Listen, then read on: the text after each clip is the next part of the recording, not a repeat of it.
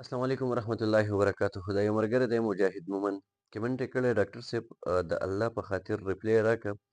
زما هیپاټایټس بي مسله ده، څه یوز کم چې دا ختم شي. دا سیده لاول موږ هیپاټایټس بي وپېژنو. هیپاټایټس بي زموږ سره وایرل انفیکشن دی، دې ته موږ ایچ بي وي ویلی شو، هیپاټایټس بي وایرس.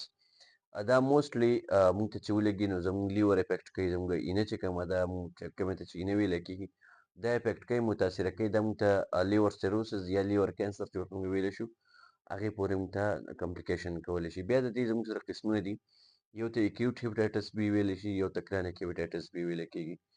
اکیوټ هیپاټایټس بي څه شی دی، کرانیک هیپاټایټس بي څه شی دی. دا چونکې ډېره تفصیلي خبره ده، به درته مختصرا خبره وکړم. کله چې موږ ته هیپاټایټس بي وشي نو په دې کې موږ ته کوم سمټم راځي، هغه علامتونه وپېژنئ. دا چې کله موږ ته هیپاټایټس بي وشي دې ته موږ اسیمپټومټیک ویلی شو.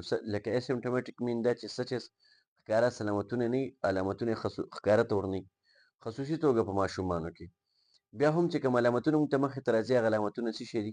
تبه به راځي، ستړیوالی به راځي، لاس اف اپیټایټ به راځي، یعنې لوږه نه لګېدل به راځي، ړکه چکه چکېدل یا الټۍ به راځي، ورسره چې کوم په خېټه کې درد به راځي موږ ته، ورسره به چې کوم تشې مجازي ټکې داسې تورې شان زیړې راځي به، ډارک یورین به راځي موږ ته. سټول چې کوم دی هغه به همدغه شان راځي. جانډس هم کېدای شي، زیړ زیړه چې ورته ویلی شو. سکن دا زیړېدی به شي، یا سترګې دا سترګې چې کوم وي د سترګو دا سپین دا تک زیړ شي. په دې کې عموماً دې کې زیاتره راځي. دا په اکیوټ هیپاټایټس بي کې راځي.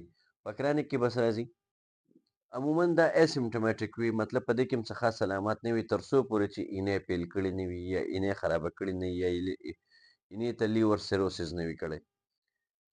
هیپاټایټس بي خورېږي څنګه، ټرانسمیشن یې څنګه کېږي؟ هیپاټایټس بي عموماً وجود چې کوم فلویډ وي د هغې د نارمل کس سره د لګېدو سره، یا هغه ته چې کوم د وینې ورکولو سره، وینه ورکوو موږ بلډ ایکسچینج وشي، یا بلډ ټرانسفیوژن موږ ته کېږي. بلډ ټرانسفیوژن کوو د هغې د وجې نه کېدی شي، د دې نه علاوه سیکشوال کنټیکټ کېدی شي، د ماشوم نه مور ته کېدی شي. دغه شان نور فلویډز چې کوم دی هغه د یو انسان نه د انفیکټډ انسان نه نارمل انسان ته چې کله ولګي د هغې د وجې نه د دې خورېدل کېږي.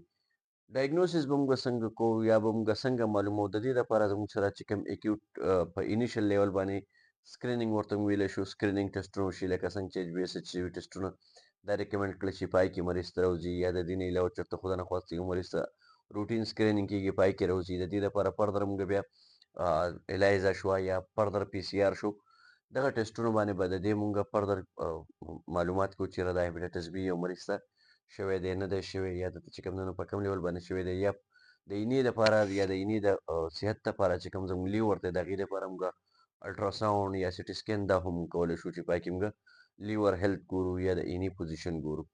نو که چاته هم هیپاټایټس بي وي، دا داسې معمولي بیماري نه ده، داسې په ډایرک دوايانو باندې دا نه کېږي. چېرته تاسو موږ ووایو چې په مارکېټ کې یو دوایي راواله، هغه استعمال کړه او ته به ټیک شي، نو دا غلطه خبره ده. بهتره خبره دا ده چې کله هم هیپاټایټس بي چاته وشي، تاته چې کوم هم قریبي هومیوپیتھک ډاکټر دی، بالکل بهترین علاج یې کېږي. په هومیوپیتھک کې ډېرو مریضانو ډېر علاجونه کړي، نه ټیکېږي.